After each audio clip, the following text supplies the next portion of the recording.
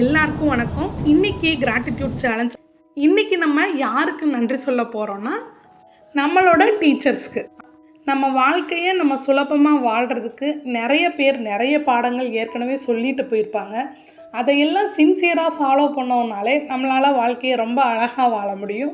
So அந்த வகையில் புத்தராக இருக்கட்டும், விவேகானந்தராக இருக்கட்டும், அப்துல் கலாமாக இருக்கட்டும், ஐன்ஸ்டீனாக இருக்கட்டும், இவங்க எல்லாருமே நம்மளுக்கு ஒரு வகையில் குருக்களாக தான் இருப்பாங்க.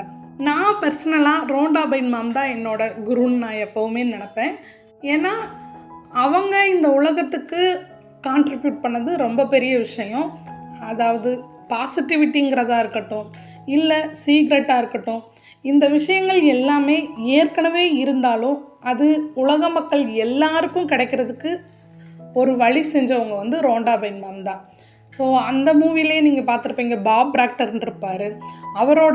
அவரும் வந்து எனக்கு ரொம்ப பிடிக்கும். தென் ஜோ டிஸ்பென்சா, இவங்க 3 பேரும் தான் எனக்கு ரொம்ப பிடிக்கும். நான் இவங்க 3 பேரோட ஃபோட்டோவும் நான் வீட்டில் வச்சுருக்கேன். டெய்லி அவங்கள பார்த்து தேங்க்யூ சொல்லுவேன். ஸோ இந்த வகையில் உங்களோட ஃபேவரட் டீச்சர் யார்?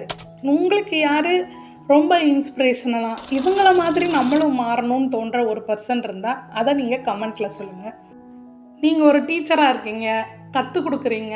ஸோ உங்களுக்கும் என்னோடய மனமார்ந்த வாழ்த்துக்களை சொல்லிக்கிறேன். உங்களுக்கு பிடிச்ச டீச்சர் யார் அப்படிங்கிறத வந்து நீங்கள் கமெண்ட்டில் சொல்லுங்கள். தேங்க்ஸ் ஃபார் வாட்சிங்.